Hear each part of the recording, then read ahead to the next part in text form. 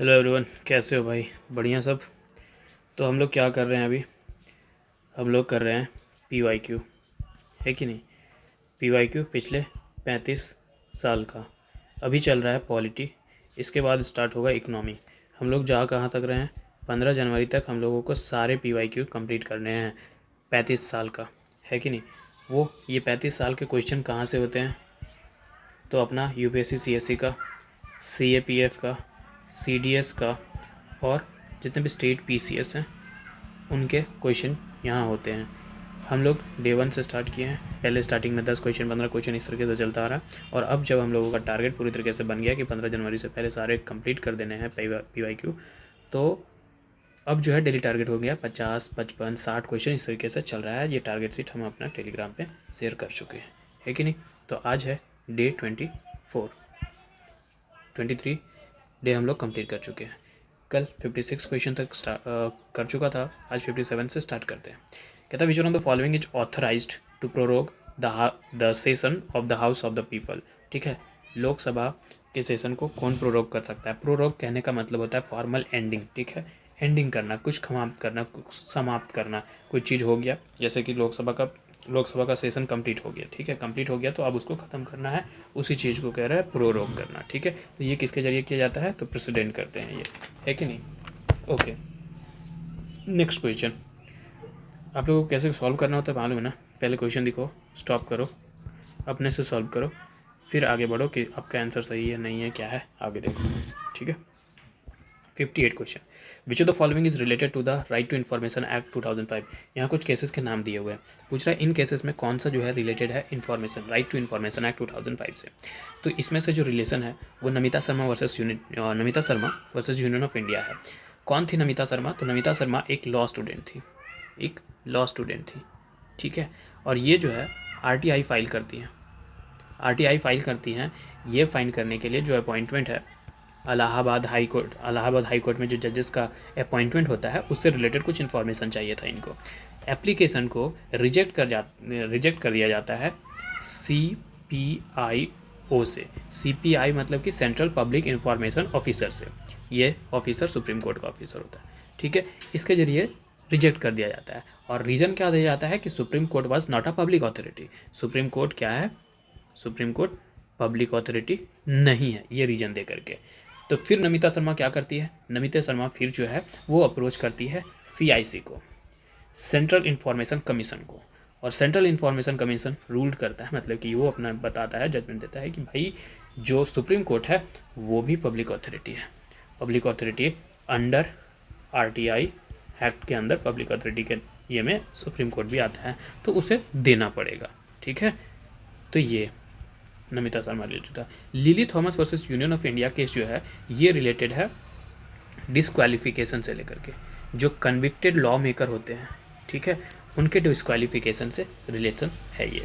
उसके बाद तीसरा नंदनी सुंदर वर्सेस स्टेट ऑफ छत्तीसगढ़ हम सब जानते हैं नेक्सलाइट मेजोरिटी वाला एरिया था, है कि नहीं? अब थोड़ा कम हो गया है, 2026 तक हम लोगों को पूरी तरीके से नेक्सलाइट मुक्त भारत बनाना है, तो उसमें और भी कम हो गया। तो छत्तीसगढ़ में क्या था कि इस नेक्सलाइट से लड़ने के लिए क्या गया था कि वहाँ के जो पुलिस ऑफिसर्स थे, ठीक है, छत्तीसगढ़ जो पुलिस ऑफिसर था वो लोग अपॉइंटमेंट करते थे स्पेशल पुलिस ऑफिसर्स को, SPOs को अपॉइंट करते थे माओइस्ट से लड़ने के लिए, ठीक है, नक्सलिट से लड़ने के लिए। तो इसको जो है सुप्रीम कोर्ट अनकॉन्स्टिट्यूशनल डिक्लेयर कर देता है कि स्पेशल आप जो है नहीं कर सकते, मतलब वहीं के लोगों को स्पेशल पुलिस ऑफिसर के तौर पे रिकमेंड किया जाता था, ये किया जाता था, अपॉइंट किया जाता था। तो ये चीज़ को डिस्क्लेम मतलब कि अनकॉन्स्टिट्यूशनल बताता है सुप्रीम कोर्ट, ठीक है। तो इससे रिलेटेड था। तीनों केसेस के बारे में जान गए, okay. Which of the following are the correct about the Rajya Sabha के बारे में कौन सा शब्द सही है ये बताओ। It is not the subject to dissolution, बिल्कुल नेपोटिज्म, इसीलिए तो हम लोग इसको कहते हैं परमानेंट हाउस, है ना। हर 2 साल में इसका 1/3 मेंबर्स ये होता है, एवरी 2 ईयर में 1/3 मेंबर रिटायर होते हैं ना, 1/3 member of the Rajya Sabha retire after 2 year, ठीक है। इसलिए अब 1/3 रिटायर हो रहे हैं हर 2 साल में, तो पूरे का पूरा हाउस कभी भी खाली नहीं होगा, इसीलिए इसका कंटिन्यूस हाउस भी कह सकते हैं, परमानेंट हाउस भी कह सकते हैं। और ये कहते हैं कि नॉट डिसोल्यूशन, बिल्कुल ये बात एकदम सही है, एकदम सही है। तो 1 तो होगा, ये दोनों काट दो क्योंकि 1 तो होना मांगता है ना भाई। दूसरा, it has a term of a 5 year, नहीं इसका टर्म जो है वो 6 ईयर है ना, इसका टर्म तो 6 ईयर है, यहाँ 5 ईयर लिखा है, दूसरा को काट दो, बच क्या गया 1 and C 3, 1/3 of its member retire after the 2 year, बिल्कुल तीसरा बात अभी हम यही बता दिए है कि नहीं। Its member shall not be less than 25 year, हम ईयर बताए थे ना 25, 30, 35 और उससे पहले इधर आओ तो 21 है कि नहीं। अभी आगे वाला पूरी तरीके से हम लोग और भी क्लियर करेंगे, ठीक है। तो ये 25 लोकसभा, राज्यसभा और ये प्रेसिडेंट का था, है कि नहीं। तो यहाँ बोला है कि 25, राज्यसभा का बात कर रहा है तो 30 तो होना चाहिए ना, है कि नहीं। ये तो गलत बोल रहा है, चौथा भी गलत, ऑटोमेटिकली हम लोगों का ऐसे भी आ चुका था सी, ठीक है। Okay next question, who among the following presides over the joint sitting of the 2 house of the parliament, कौन प्रिसाइड करता है जब ज्वाइंट सिटिंग हो। ज्वाइंट सिटिंग क्या हो जाता है, ज्वाइंट सिटिंग क्या होता है, जब कभी भी कोई भी डिसीजन आ रहा हो, कोई बिल आ रहा हो तो उस पर जो है टाई हो जाना, सिंगल डिसीजन नहीं बन रहा है, कंसेंसस नहीं बन रहा है, तो भाई ज्वाइंट सिटिंग कराओ, ठीक है। ज्वाइंट सिटिंग कराते हैं तो उस वक्त जो प्रिसाइड करते हैं उस ऑफिस को वो है हमारे स्पीकर लोकसभा के, है कि नहीं। स्पीकर करते हैं लोकसभा के ज्वाइंट सिटिंग, ठीक है। और अगर स्पीकर एब्सेंस रहें, स्पीकर नहीं रहें तो कौन करेगा, डिप्टी स्पीकर, है कि नहीं, यही चलता है। ओके 61, पार्लियामेंट में legislate on any subject of the state list, क्या ये रिपीट क्वेश्चन नहीं है, कल हम लोग इस पर बात किए थे कि नहीं किए थे, कि पार्लियामेंट जो है किसी भी मैटर स्टेट लिस्ट के किसी भी सब्जेक्ट पर लॉ बना सकता है, लेजिस्लेट कर सकता है। कब कर सकता है, तो there is assent of president, नहीं।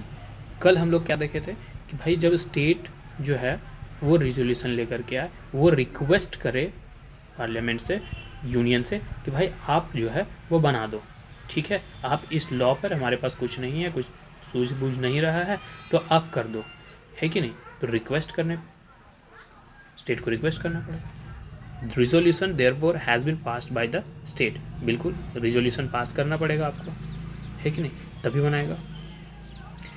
इन एनी सिचुएशन नहीं, general permission of the state, general permission नहीं, ये बी द राइट आंसर, ठीक है। ओके कोई दिक्कत नहीं, तो आगे बढ़ते हैं। Okay,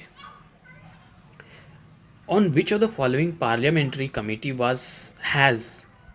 has not been set up, on which of the parliamentary committee has not set, मतलब यहाँ कुछ कमेटी दिए हुए हैं, कौन सा कमेटी है जिसको सेटअप नहीं किया जाता है, ठीक है। तो देखो पहले तो ये जान लो कि कमेटी कौन कौन सेटअप किया जाता है, ठीक है। कमेटी कौन कौन, कल हम लोग देख चुके थे, है ना। कमेटी जैसे कि दो चार कमिटीज़ हम लोग देखे थे, जो एस्टिमेट था, पब्लिक अकाउंट कमेटी था, ये सब देखे थे। आज कुछ कमिटीज़ के नाम लिखते हैं, ठीक है। जैसे फाइनेंशियल कमेटी, ठीक है, फाइनेंशियल कमेटी में अपना आ जाता है पब्लिक अकाउंट कमेटी। उसके बाद कल हम लोग देखे थे एस्टिमेट कमेटी, और भी देखे थे हम लोग कमेटी ऑन पब्लिक अंडरटेकिंग, ये 3 चीज़ देखे थे हम लोग फाइनेंस कमीशन कमेटी के अंदर। दूसरा कमेटी जो आता है जो स्क्रूटनाइज, मतलब कि जांच, स्क्रूटनाइज एंड कंट्रोल, जांच करने के लिए और देख रेख करने के लिए, उस पर कंट्रोल बनाने के लिए, तो उसमें एज्योरेंस कमेटी देखे थे, कमेटी ऑन एज्योरेंस, ठीक है। कमेटी ऑन सबऑर्डिनेट लेजिस्लेशन, जो रूल जो अपने पावर को फॉलो कैसे कराता है, रूल कैसे कराता है, तो सबऑर्डिनेट लेजिस्लेशन के जरिए, है कि नहीं। Committee on paper laid on table, committee on welfare of SC/ST act, और committee on empowerment of women, और joint committee of office of profit, ये स्क्रूटनाइज कमेटी था। तो ये कुछ कमेटी सेटअप किए जाते हैं। तो अभी क्या क्या बात किया, पब्लिक अंडरटेकिंग के बारे में बात किया, एश्योरेंस के बारे में बात किया, फाइनेंस वाले में आ गया, एस्टिमेट वाले में, ये सब में आ गया। वेलफेयर माइनॉरिटी से कहीं बात आया क्या, नहीं। वेलफेयर ऑफ SC और ST कमेटी का नाम आया, वेलफेयर ऑफ माइनॉरिटी कमेटी का नाम नहीं आया, है कि नहीं। तो भाई D is the right answer, ठीक है। आगे बढ़ते हैं। अरे यार, ठीक है, okay. Question number 63, no money bill, कल हम लोग बिल के बारे में सारा बात देख लिए, money bill, ordinary bill, finance bill 1, finance bill 2, constitutional amendment bill, नहीं देखा तो कल का वीडियो जाकर के देखो। No money bill can be introduce in the assembly of the state except on the recommendation of the president. तो हम लोग किस में देखे थे कि भाई रिकमेंडेशन किसका, प्रेसिडेंट का चाहिए, तो मनी बिल में चाहिए, और एक फाइनेंशियल बिल 1 में चाहिए, है कि नहीं, बीच में देखे थे। तो रिकमेंडेशन ऑफ किसका, प्रेसिडेंट का ना। लेकिन क्या बोल रहा है यहाँ, no money bill can be introduce in the assembly of state बोला है, यूनियन नहीं बोला है, लेकिन लोकसभा नहीं बोला ना, स्टेट बोला है। तो स्टेट में कौन होता है भाई, गवर्नर, इनके रिकमेंडेशन चाहिए। Money bill can be introduce in the state legislature only and to on the recommendation of governor. ठीक है, जो फाइनेंशियल मैटर से रिलेटेड जैसा कि taxation, public expenditure, borrowing, custody of the state fund, ये सब हम लोग कल देख चुके हैं, है कि नहीं। ओके, आगे देखते हैं 64। Which one of the following is not correct, ध्यान रहे, not correct, not correct with regard to the election of the Lok Sabha. Lok Sabha के इलेक्शन से बात को ध्यान में रखो और बताओ कि कौन सा सही है, कौन सा गलत, मतलब कौन सा गलत है। The election are on the basis of adult suffrage, बिल्कुल 18+ जो होते हैं उसी को कहते हैं। The election commission is required to conduct the election, बिल्कुल ECI ही कंडक्ट कराता है कि नहीं। पूछा क्या, not correct. The electoral rolls are prepared under the direction and control of the president of India, नहीं ECI पे होता है ना, ECI ये करवाता है ना, ये प्रेसिडेंट ऑफ इंडिया क्यों कह रहा है, नॉट करेक्ट पूछा था, मार दो इसको, ठीक है। और ये भी पढ़ लो, on the request of the election commission the president is required to make available election commission such staff as में भी, हाँ बिल्कुल, अगर इलेक्शन कमीशन रिक्वेस्ट करे कि भाई प्रेसिडेंट को कि हमें जो है अपना ड्यूटी को करने में या हमारे कुछ फंक्शंस करने में कुछ स्टाफ की ज़रूरत है, आप रिक्वायर्ड करा दो, अवेलेबल करा दो, तो बिल्कुल प्रेसिडेंट करवा सकते हैं, ठीक है। 65 question, which of the following terms does not appear in the constitution. यहाँ कुछ टर्म्स हैं, इनमें से कौन सा टर्म कॉन्स्टिट्यूशन में नहीं आता है, ये चीज़ पूछ रहा है, ठीक है। तो एनुअल फाइनेंशियल स्टेटमेंट आता है, अप्रोप्रिएशन बिल ये भी आता है, और कंसोलिडेटेड फंड, कल तो हम लोग इसका आर्टिकल भी देखे थे। ये जो बजट है ना, बजट को ही हम लोग क्या बोलते हैं, एनुअल फाइनेंशियल स्टेटमेंट, जो यहाँ लिखा हुआ है, ये शब्द नहीं लिखा हुआ है, इसके बदले ये चीज़ हम लोगों के कॉन्स्टिट्यूशन में मेंशन है, ठीक है, ये चीज़। लेकिन बजट जो टर्म है वो कहीं भी कॉन्स्टिट्यूशन में इस्तेमाल नहीं किया जाता है, इसी का पॉपुलर नाम जो है वो एनुअल फाइनेंशियल स्टेटमेंट लिखा गया है, जो कि आर्टिकल हम लोग अगर देखें तो 112 में देख सकते हैं कॉन्स्टिट्यूशन में, है कि नहीं। और जो कंसोलिडेटेड फंड ऑफ इंडिया है, कल हम लोग आर्टिकल देखे 266 में इसका जिक्र हुआ है कि नहीं। और जो अप्रोप्रिएशन बिल है वो आर्टिकल 114 में इसका डिस्कशन है कि नहीं। Okay, which one of the following statement about the Rajya Sabha is correct, इनमें से कौन सा स्टेटमेंट राज्यसभा से रिलेटेड है और वह करेक्ट है, ठीक है। It is not subject to dissolution, ये बात तो बिल्कुल सही है, यही चीज़ अभी हम लोग यहाँ देखे थे, कहाँ था, it is not to subject to dissolution, कब पूछा, UPPCS 2014, और यहाँ UPPCS 2011 में पूछ गया है। देख रहे हो भाई स्टेट PCS वाले, अगर आप लोग देख रहे हो तो।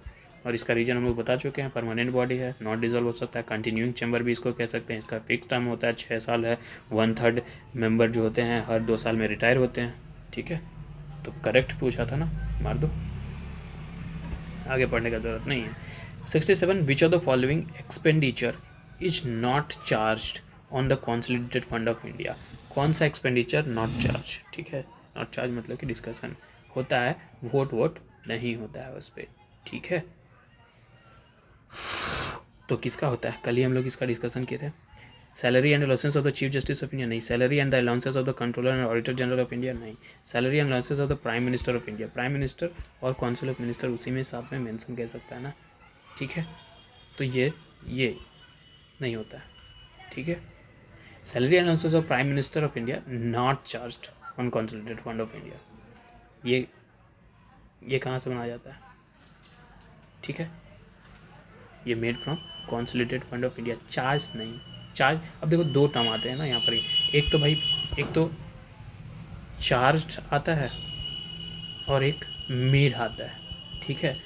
तो चार्ज और मेड मतलब कि जो है अपना एक्सपेंडिचर जो है वो 2 होते हैं, एक चार्ज एक्सपेंडिचर, एक जो होता है एक मेड एक्सपेंडिचर, ठीक है। चार्ज एक्सपेंडिचर, एक मेड एक्सपेंडिचर, दोनों ही होते हैं, ठीक है। चार्ज एक्सपेंडिचर कहाँ से, कंसोलिडेटेड फंड ऑफ इंडिया से, made expenditure consolidated fund of India से। अब चार्ज एक्सपेंडिचर जो होता है वो होता है नॉन वोटेबल, इस पर वोटेबल नहीं कर सकते, तो नॉट वोटेबल कर दो, नॉट, जिसे नॉन वोटेबल कहते हैं ना सीधा सा, non votable by the parliament. इसे सिर्फ और सिर्फ चार्ज को जो होता है डिस्कस किया जा सकता है, ठीक है, डिस्कस किया जा सकता है, इस पर वोट नहीं होगा। और जो मेड चार्ज मेड जो होता है ना, जो expenditure made from the consolidated fund of India, इस पे होता है वोटिंग, इस पे होता है वोटिंग। अब चार्ज एक्सपेंडिचर्स में क्या क्या आ जाता है वो देखो। चार्ज एक्सपेंडिचर्स में जो सैलरीज और अलाउंसेस जो हैं, प्रेसिडेंट के salary allowances, chairman, deputy chairman, deputy chairman जो है राज्यसभा के, लोकसभा का डिप्यूटी स्पीकर, है ना, जजेस of supreme court, CAG controller and auditor general, उसके बाद चेयरमैन जो है UPSC के, इन सारे का जो है ये आता है। कल ही हम इसमें बात करते थे कॉन्स्टिट्यूशनल मिशनरीज में जो है कॉन्स्टिट्यूशनल पोस्ट पे जो लोग हैं उनके जो है अलाउंसेस, सैलरी अलाउंसेस इससे चार्ज किए जाते हैं, consolidated fund of India charge वाले से। इस पर वोटिंग नहीं कर सकते भाई। वोटिंग करके पता चला कि पार्लियामेंट में किसी तरीके से तुम इन लोगों का पैसा ही कम करवा दिए या इतना करवा दिए कि इन लोगों का बेनिफिट ही नहीं हो रहा है, काम करने में ही बेकार जा रहा है, लॉसेस जा रहा है, तो ये लोग तो रन करवा रहे हैं देश, और देश को रन करवा रहे हैं, तो भाई इन लोगों को तो दिक्कत नहीं होना चाहिए ना। अब इन लोगों को तुम वोटिंग करके इन लोगों का ये करवा दे रहे हो तो दिक्कत है ना, इसीलिए बस वोट नहीं होता है, ठीक है। 68 question, which one of the following is not covered by the anti defection of law? Anti defection of law कहने का क्या मतलब था? एंटी डिफेक्शन लॉ जिसे हम ऑल्सो किस नाम से जानते हैं? 10th शेड्यूल, और हम लोग शेड्यूल पहले दूसरे वीडियो में सीख चुके हैं, ठीक है। 10th शेड्यूल जो कि कब इनेक्ट हुआ? 1985 में। क्यों इनेक्ट किया गया था? ताकि जो है फ्लोर क्रॉसिंग को रोका जा सके। मतलब उन दिनों एक बड़ा अच्छा कोट चला जाता, आया राम गया राम, ठीक है। कभी तुम इसके पार्टी में नज़र आ रहे हो, कभी तुम उसके पार्टी में नज़र आ रहे हो। आज दोपहर को लंच, सुबह का जो नाश्ता है वो किसी और पार्टी में किया, लंच किसी और पार्टी में कर रहे हो, और इवनिंग में डिनर जा करके किसी और पार्टी के साथ कर रहे हो। तो इस तरीके से बहुत ज़्यादा डिफ़िकल्टीज हो रही थी सेशन को चलाने में, ठीक है, प्रॉब्लम्स आ रहा था। इसलिए 10th शेड्यूल को लाया गया, ठीक है, कि भाई आप क्रॉस फ्लोरिंग नहीं कर सकते हो, ठीक है। तो क्या पूछ रहा है? Not covered by the anti defection. तो ad block defection in a party country, large defection in party in a various spell, ठीक है। अगर आप इंडिविजुअल ही एक पार्टी से दूसरे पार्टी में जा रहे हो तो आपका डिस्क्वालिफिकेशन होगा। लेकिन क्या है कि अब मेजोरिटी चल गया, अब मतलब एक पार्टी है, पार्टी का 2/3 मेंबर्स जो है वो चल गए दूसरे पार्टी को सपोर्ट कर दिए, तो उस वक्त आपको नहीं डिफेक्ट किया जाएगा, उस वक्त आपका डिफेक्शन आप पे नहीं लगेगा, ठीक है। तो ये सब बात है। तो इसका मतलब है कि large defection on a party नहीं लग सकता है, ठीक है, ये कवर नहीं है एंटी डिफेक्शन लॉ में, तो यही बात है। Smaller defection in a single spell बिल्कुल लग सकता है। Party members in a parliament casting vote either to topple और सपोर्ट द गवर्नमेंट, बिल्कुल ये जो बात है कि लार्ज पे नहीं लग सकता है, ठीक है। एक साथ पूरा आधा से ज़्यादा ही जा रहे हैं दूसरे बस, तो क्या है, तुम पूरा मिनिस्टर्स को ही हटा दोगे पार्लियामेंट से? ऐसा नहीं कर सकते हो ना, फिर बचेगा क्या? Okay, which one of the following pair is not correctly matched? इनमें से कौन सा करेक्टली मैच्ड नहीं है, ये बात बताओ। Hindu marriage act, Hindu marriage act 1955, Hindu marriage act जब आया तो ये 1955 जो है सही है। ये इसका काम क्या था? रेगुलेट करना। रेगुलेट करना किस चीज़ को? मैरिज को, मैरिज को, डाइवोर्स को। किसके बीच में? किसके बीच में? हिंदू हो गए, बुद्धिस्ट हो गए, जैन हो गए, सिख्स हो गए। ये सही है, पूछा है नॉट करेक्ट। ओके, देखते हैं आगे। Hindu succession act 1956, Hindu succession act related to क्या है? Intestate succession. अब ये भी जो है वो इन्हीं हिंदू से है, मतलब कि हिंदू में मतलब कि हिंदू, बुद्धिस्ट, जैन, सिख्स इन्हीं से रिलेटेड है, ठीक है, ये भी बात सही है। उसके बाद 73rd amendment, 73rd amendment act reservation of the seat for the women in the electoral local bodies in the urban area, ये गलत है। 73rd कॉन्स्टिट्यूशनल अमेंडमेंट एक्ट 1992 जो है वो कब आया था? 24 अप्रैल 1993 के बाद आया, ठीक है। और इसमें क्या किया था? रिजर्वेशन से बात किया गया था, ठीक है। Reservation of not less than 1/3 of the total member of seat for women in a panchayat at all level, ठीक है। साथ में reservation 1/3 of the office chairperson at the panchayat और all the level for women, मतलब कि रिजर्वेशन वुमेन से related था। तो यहाँ पर क्या बोल रहा है? Reservation of seat women in the election of local bodies in urban areas, panchayat से रिलेटेड है ना, तो यहाँ अर्बन एरिया क्यों लिख दिया? ये गलत कह रहा है ना, ठीक है। तो नॉट करेक्टली मैच यही है। सती प्रिवेंशन एक्ट 1987, सती प्रिवेंशन एक्ट बिल्कुल 1987 का है। ये एक्ट जो है प्रोहिबिट करता है। प्रोहिबिट करने का मतलब है कि रोकता है। अगर आप सती प्रैक्टिस कर रहे हो, ठीक है, तो उस पर लगाम लगाता है। सती प्रैक्टिस करने का मतलब कि आप जो है किसी का पति मरा और आप उसका पति मर गया तो आप उसका जो पति का जो मतलब कि उसकी जो वुमन थे, उसकी जो औरत थी, उसकी वाइफ जो थी, उसको भी आप जला दे रहे हो जिंदा उसी के चिता पर। तो इस चीज़ को रोकने के लिए ये एट्रोसिटी तो ही है, ठीक है। Okay, which is the only state in India to have the common civil code. इनमें से यहाँ कुछ स्टेट के नाम हैं, इनमें से बताओ कि कौन सा ऐसा स्टेट है जिसके पास ओनली मतलब कि सिर्फ उसी के पास कॉमन सिविल कोड है, ठीक है। तो हम जानते हैं कि इनमें से मात्र ऐसा एक स्टेट जो है गोवा है जिसके पास कॉमन सिविल कोड है, पूरा इंडिया से हटा दो, ठीक है। एक तो यूसीसी अपने पास है, यूसीसी यूनिफॉर्म सिविल कोड, वो किसके पास है? यूके के पास, मतलब उत्तराखंड, ठीक है। और इनमें से पूछ रहा है तो इनमें से गोवा, ठीक है। अब गोवा में क्यों है गोवा सिविल कोड जो है? हम लोग जानते हैं कि इस पर पोर्तुगीज़ का राज था।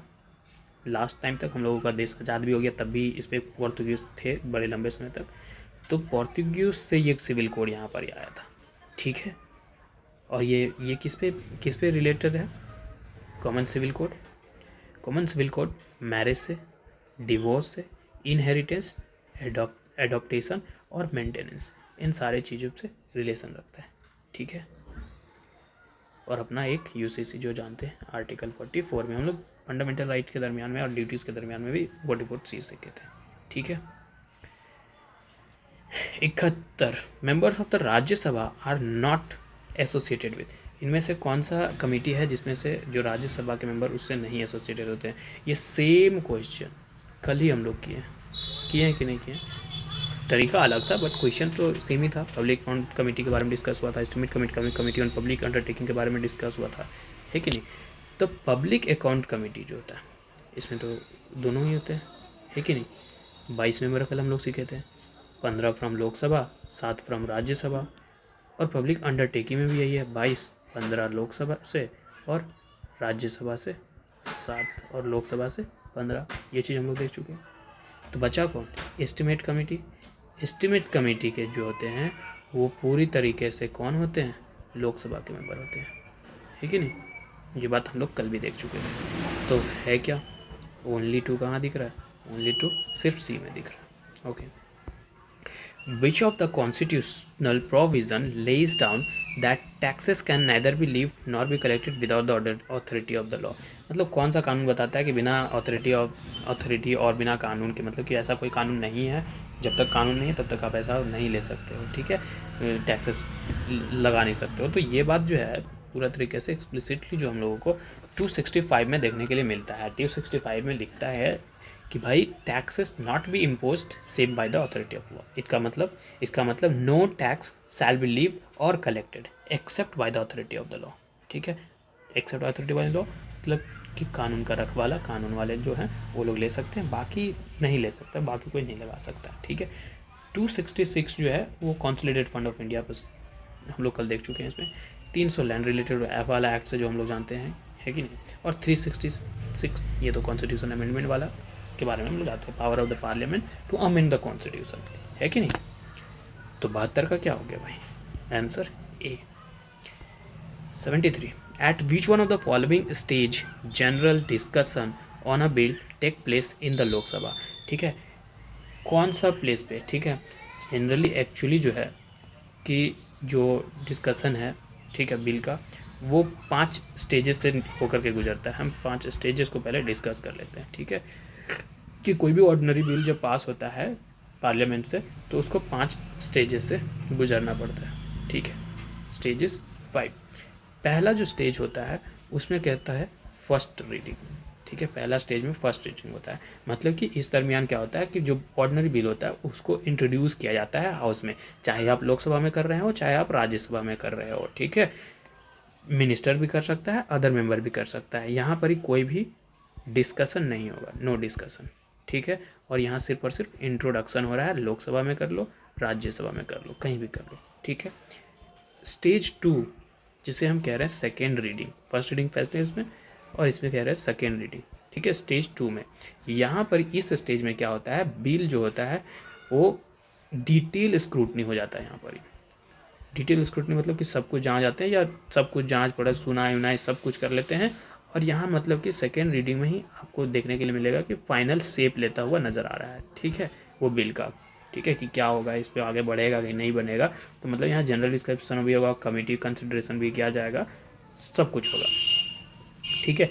अब स्टेज थर्ड जो है, स्टेज थर्ड में जो हम कह रहे हैं थर्ड रीडिंग, ठीक है, थर्ड रीडिंग में जो होता है डिबेट होता है कि बिल को एक्सेप्ट किया जाए, रिजेक्ट किया जाए, ठीक है, एज अ होल, और यहाँ पर ही कोई अमेंडमेंट अलाउड नहीं है, ठीक है। स्टेज 4 जो होता है उसमें बिल को सेकेंड हाउस में भेज दिया जाता है, ठीक है। अब सेकेंड हाउस में क्या होता है कि भाई first reading, second reading, third reading सब हो चुका है ना भाई, तो in the second house bill passes through all 3 stages. ये जो है स्टेज 4 इसके अंदर चला गया सेकेंड हाउस में, तो इसमें तीनों ही stage, first reading, second reading, third reading, जो पहले हाउस में हुआ था वो सेम चीज़ यहाँ पर ही होगा अभी, ठीक है। उसके बाद जो लास्ट होता है स्टेज 5, जिसे हम कहते हैं एसेंट ऑफ द प्रेसिडेंट, ठीक है। इस दरमियान क्या होता है कि फाइनल एसेंट दिया जाता है प्रेसिडेंट के जरिए, या दे रहे हो या ना दे रहे हो, उसी वक्त अगर दे रहे हो बिल में दे दिए एसेंट तो वो बन गया एक्ट, कानून बन गया, लॉ बन गया, और नहीं दिए तो निकल गया, ख़त्म हो गया, ठीक है।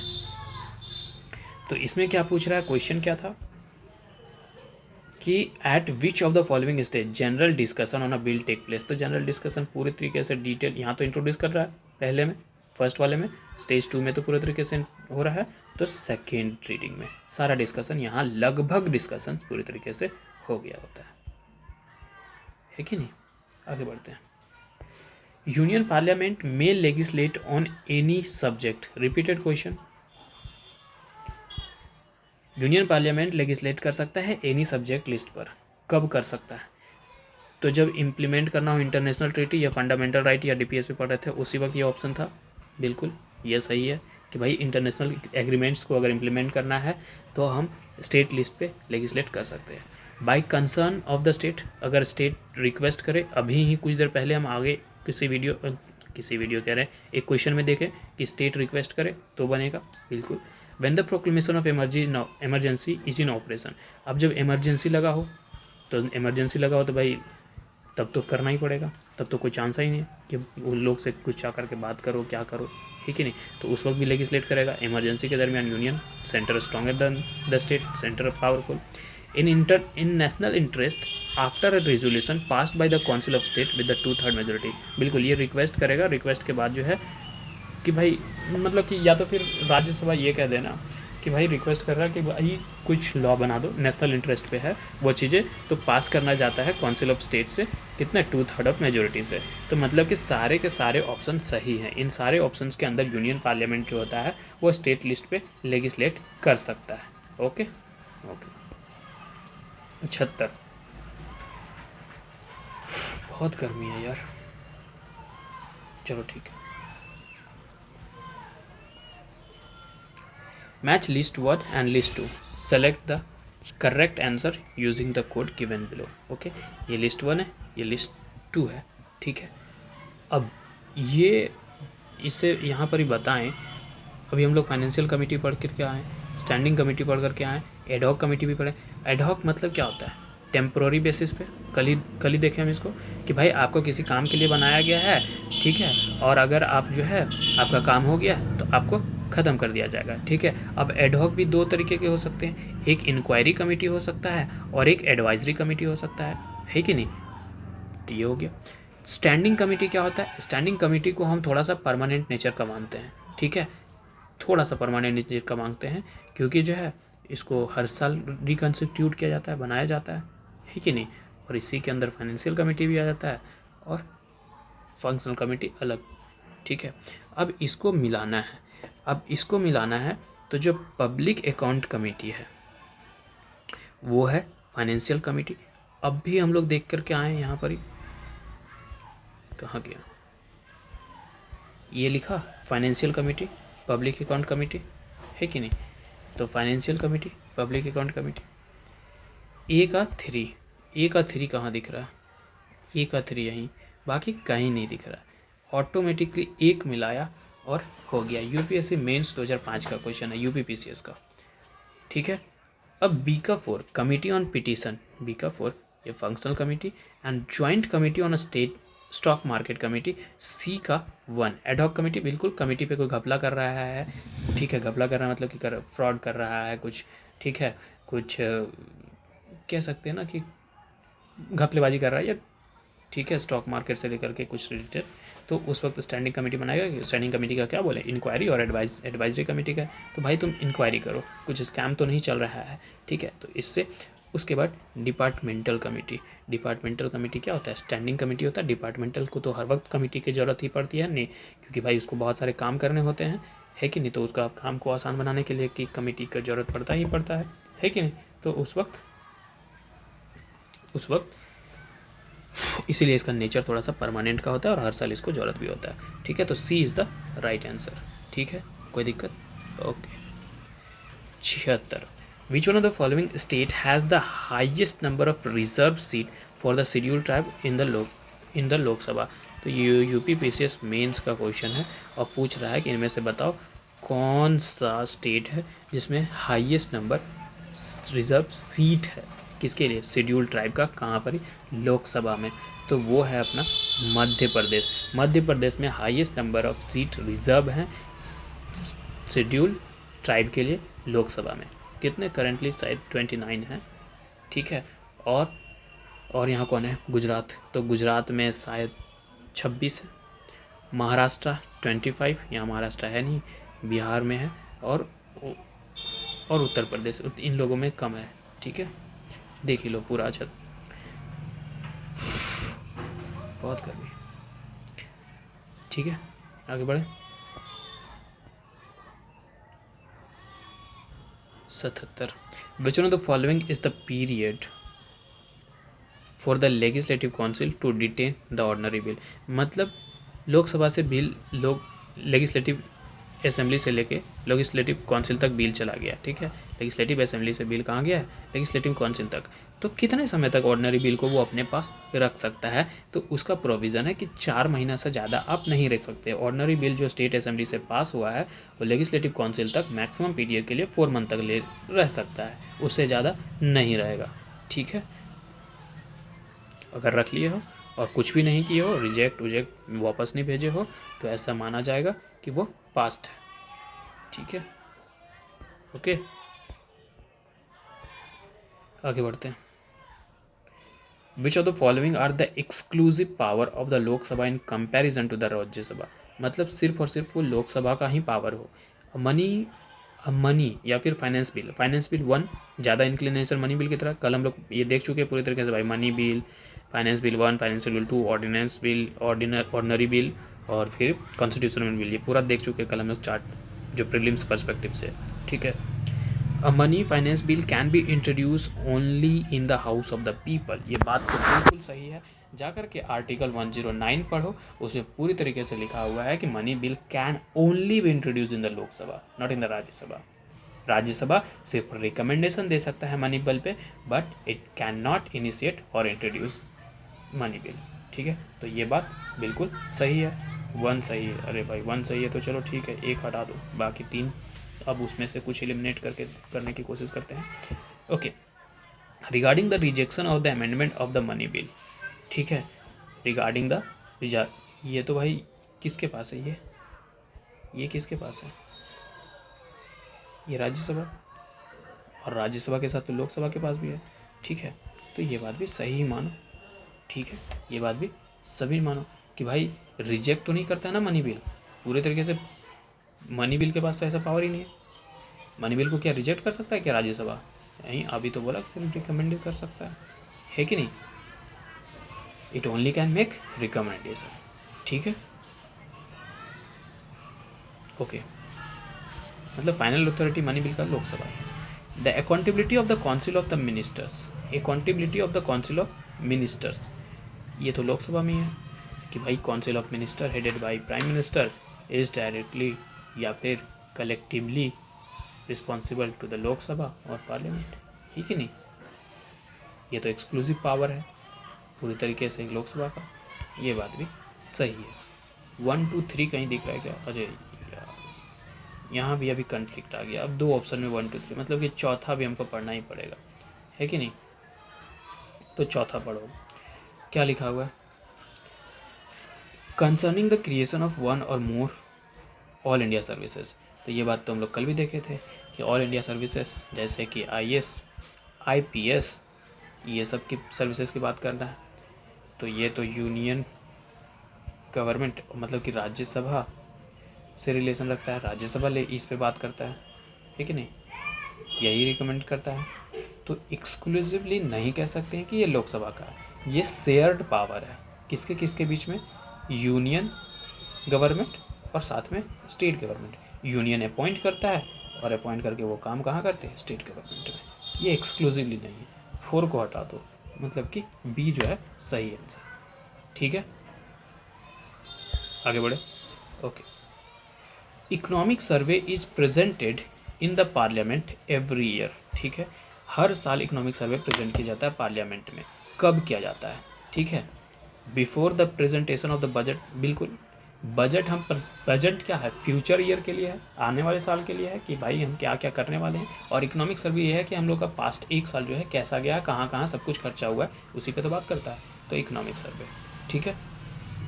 और इसको जो है प्रिपेयर कौन करता है, किसके गाइडेंस में होता है? तो चीफ इकोनॉमिक एडवाइज़र, जो कि कल भी एक क्वेश्चन था कि किसके एडवाइस पे बनता है कि नहीं?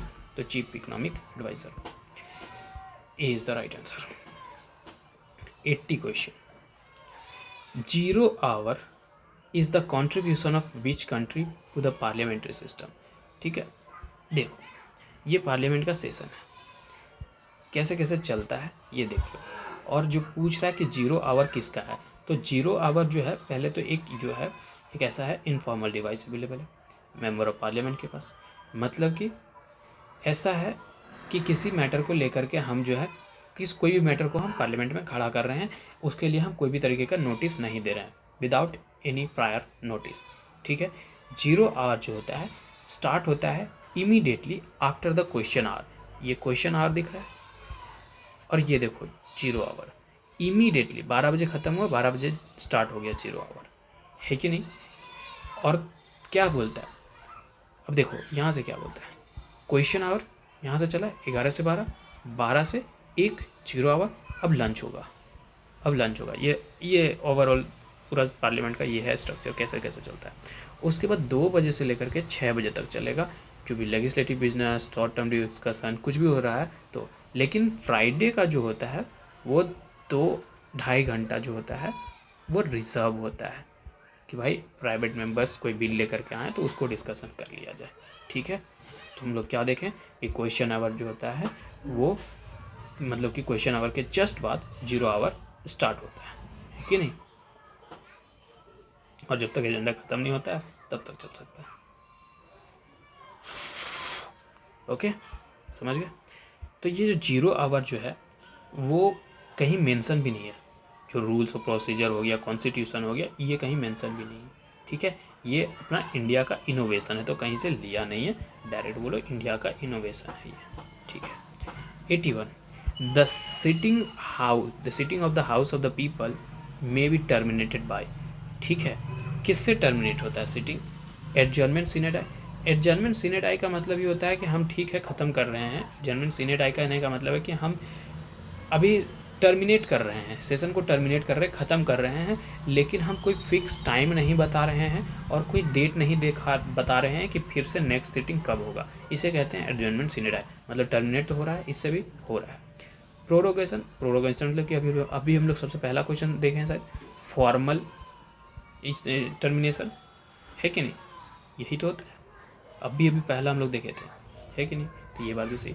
डिसोल्यूशन, अब डिसोल्यूशन कहने का मतलब भी वही होता है, भी ख़त्म करना। ठीक है, डिसोल्यूशन मतलब कि termination of the house of the people, या फिर करेक्ट कॉलिंग द इसको डिसोल्यूशन कहने के बाद डिसोल्व मतलब कि ख़त्म हो गया, लोकसभा डिसॉल्व हो गया, मतलब कि अब क्या कराना होगा, फ्रेश इलेक्शन कराना पड़ेगा पूरी तरीके से, है कि नहीं? चाहे तो पीपल प्रेसिडेंट कर दे इसको डिसॉल्व, है ना, या फिर किसी कारणवश हो जाए। तो तीनों मतलब टर्मिनेट जो है वो तो सभी से हो रहे हैं, है कि नहीं? तो ऑप्शन मारो ना यार, all of the above. Okay, 82 question, who has the right to issue money from the consolidated fund of India. इनमें से किसके पास अधिकार है कि वो मनी इशू कर सकता है कंसोलिडेटेड फंड ऑफ इंडिया से? ओके, तो हम सब जानते हैं कि कंसोलिडेटेड फंड ऑफ इंडिया से अगर मनी इशू करना है तो वो तो सिर्फ और सिर्फ पार्लियामेंट करा सकता है, पार्लियामेंट्री लॉ के अकॉर्डेंस में चला सकता है कि नहीं? Right to issue money from the consolidated fund of the, इसका किसका राइट है? पार्लियामेंट का। यहाँ कहीं पार्लियामेंट दिख ही नहीं रहा, तो ऑप्शन मारो डी। ठीक है। 83 reservation of seat for the scheduled tribe in the Lok Sabha does not exist in the seat of, कहाँ पर ही? ठीक है, रिजर्वेशंस हैं लोकसभा में शेड्यूल ट्राइब के लिए, लेकिन कहीं नहीं है, किसी स्टेट में नहीं है। वो स्टेट कहाँ है, कौन सा स्टेट है वो, ये बताओ। तो वो है केरला और तमिलनाडु। अब केरला और तमिलनाडु में ऐसा क्यों है भाई? क्योंकि केरला और तमिलनाडु में इसलिए है कि वह बहुत ज़्यादा कम ट्राइबल पॉपुलेशन है, बहुत कम। ठीक है, शेड्यूल ट्राइब अगर वहाँ देखें, एसटी जो है वो 1.5% है टोटल पॉपुलेशन ऑफ केरला का। ठीक है, बहुत कम। और 1.2% पॉपुलेशन ऑफ तमिलनाडु है शेड्यूल ट्राइब। तो ये सबसे कम यहाँ है, इसलिए रिजर्वेशन जैसा कुछ सिस्टम ही नहीं है। ओके, 83 हो गया। 84 question,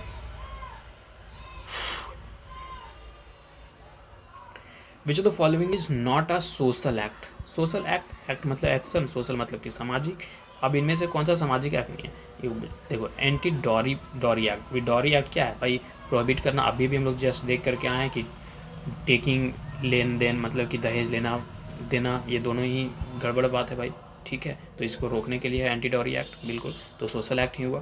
protection of civil right. अब सिविल राइट सोसाइटी से ही तो होता है, सिविल है कि नहीं, कि भाई हम किसी को जो है अनटचेबिलिटी ये नहीं कर रहे हैं, मतलब कि अनटचेबिलिटी प्रैक्टिस नहीं करने दे रहे हैं, रोक रहे हैं, है कि नहीं? तो ये भी हो गया। अब प्रिवेंशन ऑफ इमोरल ट्रैफिकिंग है। प्रिवेंशन मतलब कि ह्यूमन तस्करी रोक रहे हैं। ह्यूमन कौन है? इंसान कौन है? सोसाइटी से ही रिलेक्ट करता है ना? तो ये नहीं है, नॉट सोशल एक्ट। तो मीज़ा एक्ट सोशल एक्ट नहीं है। मीज़ा क्या था? Maintenance of internal security act, जो कि एक बहुत ही कंट्रोवर्शियल लॉ था, जो इंडियन पार्लियामेंट में 1971 को पास किया गया था। उस वक्त जो है प्राइम मिनिस्टर अपनी कौन थी? इंदिरा गांधी। ठीक है, अब ये ऐसा एजेंसीज था कि बहुत ज़्यादा पावर दे रहा था इन्फोर्समेंट एजेंसीज को, बहुत ब्रॉड पावर, जिसमें से क्या था? किसी भी इंसान को इनडेफिनिट पीरियड तक प्रिवेंटिव डिटेंशन कर सकता है। ना ही कोई रीज़न बताना, नहीं कि आप पे शक हुआ हम आपको डिटेन कर रहे हैं। हम लोग आर्टिकल 22 में पढ़े थे ना, प्रिवेंटिव डिटेंशन, वही वाला बात। ठीक है, कि प्रिवेंटिव डिटेन कर दे रहा है किसी भी, बिना टाइम पीरियड बताए हुए, लंबे समय तक किए है रखे हुए है। किसी का भी प्रॉपर्टी को सीज कर ले रहा है, ठीक है, विदाउट वारंट उसको अरेस्ट कर ले रहा है। तो ये नहीं है सोशल एक्ट। ठीक है, समझ गए भाई? Okay. 85 how can the president spend from contingency fund? कैसे प्रेसिडेंट स्पेंड कर सकता है कंटीजेंसी फंड से? अब कंटीजेंसी फंड क्या होता है? कल ही हम लोग देखे थे, कल या परसों देखे थे कि इसका इस्तेमाल हम लोग अनफोर्सिन सिचुएशन में देखते हैं। अनफोर्सिन सिचुएशन मतलब कि नेचुरल क्लैमिटी, नेचुरल डिजास्टर, कुछ अनफोर्सिन सिचुएशन आ गया, कुछ भी हो सकता है वो। अब कुछ अनफोर्सिन सिचुएशन आ गया है तो उस वक्त हम जा करके परमिशन ले रहे हैं भाई, जैसे कि तुम्हारा तबीयत ख़राब हो गया है, तबीयत ख़राब में पहले से पापा से जाकर के बात करोगे क्या कि पापा तबीयत ख़राब हो गया, जाकर के इतना पैसा खत्म हो रहा है, जाकर के डॉक्टर से इलाज कराएंगे, मर रहे हैं हम। भाई तुम मर रहे हो तो पहले इलाज करवाओ ना, पैसा कहाँ ख़त्म हुआ, कैसे ख़त्म हुआ, उसका हिसाब बाद में दे देंगे पापा को, है कि नहीं? तो पहले इलाज कराओ। तो यही होता है कंटीजेंसी फंड, कि पहले before the authorization of parliament, मेरे को ज़रूरत नहीं है कि हम पार्लियामेंट से ऑथराइज़ करें कि नहीं करें, भैया पैसा ख़त्म करना है आप ऑथराइज़ कर दो थोड़ा सा, तो भाई अभी सिचुएशन ख़राब चल रहा है तो हम आपसे जाकर के ऑथराइजेशन मांगेंगे नहीं। ठीक है, तो हम बिना आपसे ऑथराइजेशन मांगे हुए ही हम ख़त्म कर सकते हैं। ठीक है, बाद में देखेंगे जो होगा सो होगा।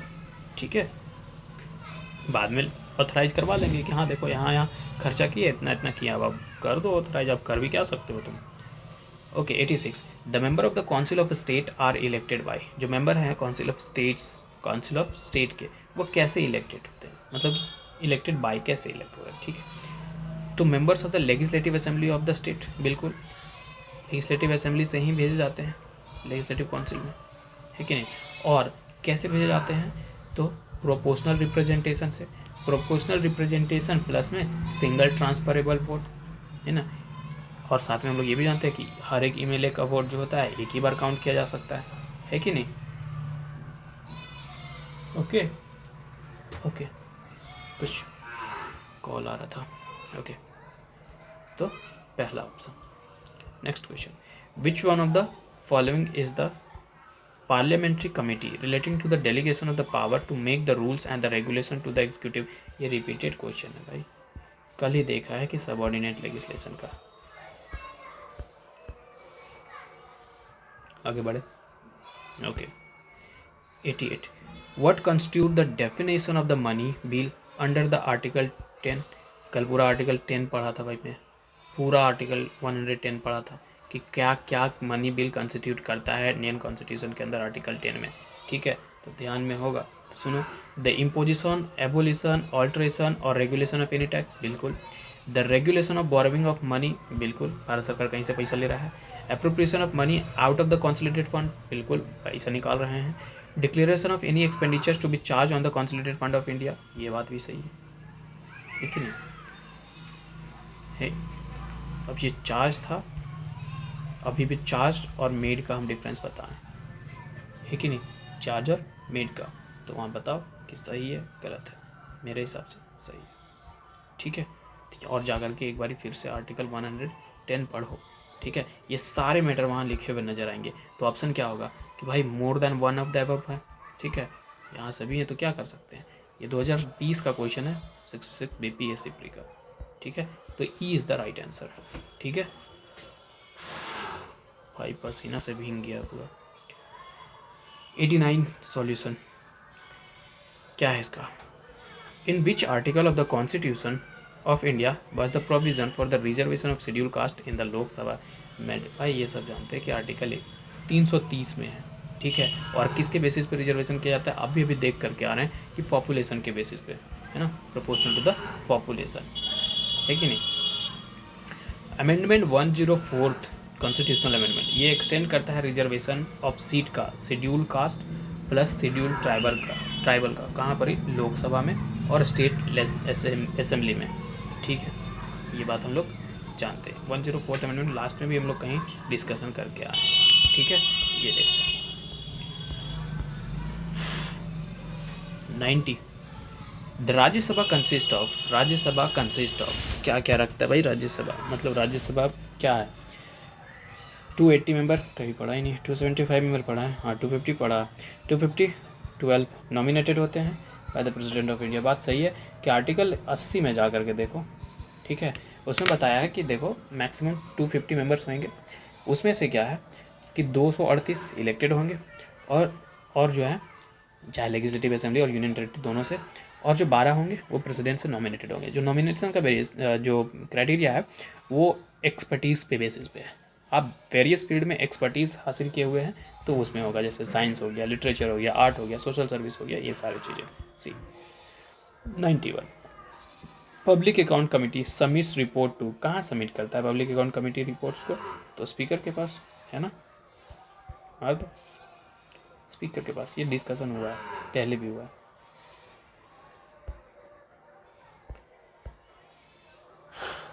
What is the minimum age laid down for the person to seek the election for the Lok Sabha का इलेक्शन के लिए कितना चाहिए भाई। ये कितना, कल भी बात हुआ, परसों भी हुआ, मार दो ना भाई सी। कितना बार बोल रहा है, 25, 30, 35, और अगर पंचायत में जाना है तो 21, यही सिनेरियो है। ठीक है, देख लो। अब अगर कहें तो 35 किसके लिए चाहिए, प्रेसिडेंट के लिए, ये बात जानते हैं, वाइस प्रेसिडेंट के लिए, है कि नहीं, और कोई हो सकता है 35 नहीं। अब 30 किसके लिए चाहिए, ये भी देखो। 30 चाहिए कि अगर आप मेंबर ऑफ राज्यसभा बन रहे हैं, ठीक है, लेजिस्लेटिव काउंसिल के मेंबर बन रहे हैं तो 30 चाहिए। ओके, 25 साल लेजिस्लेटिव असेंबली के मेंबर बन रहे हो, ठीक है। उसके बाद म्यूनसिपल कॉरपोरेशन के मेंबर बन रहे हो, 25 साल चाहिए। 21 साल में जो है, 21 साल वाला में आप पंचायत समिति, ब्लॉक या इंटरमीडिएट लेवल, ग्राम पंचायत, म्यूनसिपल कॉरपोरेशन, ठीक है, और साथ में म्यूनसिपल कॉरपोरेशन, नगर पंचायत, ये 21 अब हो गया, देख रहे हो रिपीट हो रहा है क्वेश्चन कैसे। 93 before the completing it's term the Lok Sabha can be dissolve. हाँ, टर्म्स कंप्लीट होने से पहले लोकसभा को डिजॉल्व किया जा सकता है। कौन करता है? हम सबको पता है, अब भी अभी ऊपर में भी पढ़ करके आया है कि नहीं। तो by the president on the recommendation of prime minister. वो बोले डायरेक्ट यहाँ कैसे बोलिए, बाय द डिस्क्रिशन नहीं है प्रेसिडेंट का, डिस्क्रिशन ऑफ प्राइम मिनिस्टर नहीं, डिस्क्रिशन मतलब कि अपने अपने मनमौजी ये काम करना है ना, तो नहीं भाई प्रेसिडेंट करते हैं, वो भी रिकमेंडेशन किसका रहता है, काउंसिल ऑफ मिनिस्टर का, headed by prime minister. As per the Indian constitution legislature of the state कौन कौन है, legislative council and governor. Legislative assembly यहाँ पर मिसिंग है, काट दो। Legislative assembly and the legislative council, यहाँ गवर्नर मिसिंग है, काट दो। Legislative assembly and the governor, फिर यहाँ पर असेंबली काउंसिल है, काउंसिल जो है वो नहीं है, काट दो। Governor, legislative assembly and legislative council जहाँ पर एग्जिस्ट करता है, कितना अच्छा से लिखा, वेयर इट इज एग्जिस्ट, तो मार दो ओनली D4। हम लोग देखें ना यार पार्लियामेंट के क्या होता है, पार्लियामेंट में लोकसभा राज्यसभा और प्रेसिडेंट, हम लोग है ना integral part of the India. तो प्रेसिडेंट स्टेट में गवर्नर होगा कि नहीं होगा, है ना। Candidate of the Lok Sabha poll loses his security amount of the, मतलब लूजेस मतलब कि जमानत जब्त हो जाना। कब जमानत जब्त होता है, तो ये बात जो है अगर आप लोग रिप्रेजेंटेशन ऑफ रोपा, रिप्रेजेंटेशन ऑफ पीपल एक्ट 1951 पढ़ो और उसका जाकर के सेक्शन 34(1) पढ़ो, उसमें क्लियरली लिखा है कि भाई अगर आप 1/6 वोट नहीं करते हो, total number of votes polled election में, उसका 1/6 अगर नहीं लाते हो तो आपकी जमानत जब्त हो जाएगी। 1/6 है क्या, नहीं है, 1/3 है, 1/4, 1/5, 1/6 है ही नहीं, तो ऑप्शन मारो ना भाई, नन ऑफ द अबव। ठीक है, ओके आगे बढ़ो। 96 if the speaker of the legislative assembly of the state wants to resign, अगर स्पीकर जो है लेजिस्लेटिव असेंबली का वो चाह रहा है कि मैं रिज़ाइन करूँ, तो वो किसको देगा अपना रेजिग्नेशन, तो भाई ये कल भी देखा परसों भी देखा कि अपने से नीचे वाले को दे दो भाई, डिप्यूटी स्पीकर को दो। आर्टिकल 179 जा करके पढ़ो कॉन्स्टिट्यूशन में, उसमें पूरी तरीके से बताया कि भाई जो भी मेंबर स्पीकर और डिप्यूटी स्पीकर का पोस्ट को होल्ड कर रहा है असेंबली में, तो वो अपने किसी को भी कभी भी अपने राइटिंग के बेसिस पे, मतलब लिखित में, वो किसी को भी दे सकता है। अगर वो स्पीकर है तो डिप्टी स्पीकर को देगा, अगर वो डिप्टी स्पीकर है तो स्पीकर को दे दो, ठीक है, वाइस वर्सा चलेगा। 97 विच of the following article of the Indian constitution consist provision for the election of the legislative assembly of the state. Article 170 of the Indian constitution, इसी में बात किया है, कंपोजिशन बताया है लेजिस्लेटिव असेंबली का, है कि नहीं। और आर्टिकल 176 जो है वो स्पेशल एड्रेस है गवर्नर का, किसके, स्टेट लेजिस्लेचर पर, है कि नहीं। आर्टिकल 178 जो है इलेक्शन ऑफ स्पीकर के बारे में बात करता है और साथ में डिप्यूटी स्पीकर के बारे में बात करता है of the legislative assembly, none of them, मार दो ये। 98 who is the leader of the Lok Sabha, हैं, who is the leader of the Lok Sabha, leader of the Lok Sabha का ये बच्चा बताएगा रे भाई। वैसे क्वेश्चन भी पुराना है, 1995 का, BPSC का है, ठीक है, इसीलिए हमें चौक गए भाई, इतना इजी क्वेश्चन है। Okay, joint session of both the houses of the parliament is concerned, ठीक है, ज्वाइंट हाउसेस से देखो क्या बात है। For the election of president of India, for the election of president of India के लिए ज्वाइंट में कह रहा है, ज्वाइंट सेशन होगा ना। For the election of the vice president of India नहीं, to pass the bill relating to the parliament amendment, constitution amendment कभी देखा क्या, नहीं है। तीसरा नहीं है तो तीसरा भी हटाओ ना मेरे भाई, पहला भी हटाओ ना मेरे भाई। अब ज़्यादा पढ़ने का जरूरत नहीं, बच क्या रहा है, 4 को पढ़ा भी नहीं है। To discuss and pass such a bill where the both houses have the different opinion, बिल्कुल दोनों का भी ओपिनियन अलग हो रहा है, तो आजा भाई साथ में बैठ जाते हैं, जितना पास होगा, जितना मेजोरिटी आएगा, पास होता है नहीं होता है देख लेंगे, है कि नहीं। The representation of the seat in a council of a state is based on, जो रिप्रेजेंटेशन है सीट का कहाँ पर ही, काउंसिल ऑफ स्टेट में, वो किस पर बेस्ड होता है। अभी देख कर क्या आए भाई कि पॉपुलेशन पे बेस्ड होता है, स्टेट पे नहीं होता है, एरिया पे नहीं होता है, और रेवेन्यू पे भी नहीं होता है। पॉपुलेशन जितना जिसका जैसा पॉपुलेशन है उसी पॉपुलेशन के रेशियो पर बेस्ड होता है, जिसे हम कह भी रहे थे प्रोपोर्शनल रिप्रेजेंटेशन, है ना जनाब, प्रोपोर्शनल रिप्रेजेंटेशन। ओके, मस्ती नहीं। 101 who among the following can impose the penalty penalty मतलब कि दंड लगा सकता है under section 20 of the right to information act. 2 question right to information MPPCS में 2021 में पूछा गया क्वेश्चन, तो किसका, सिर्फ ओनली वाला का तो हटा ही दो, ये बकवास चीज़ें होती हैं। और सी, सेंट्रल इंफॉर्मेशन कमीशन और द स्टेट इंफॉर्मेशन कमीशन, बीतते हैं CIC या फिर SIC। पढ़ोगे यार पॉलिटी में जब पूरी तरीके से तो पता चल जाएगा कि यही दोनों के पास ये होता है, ठीक है।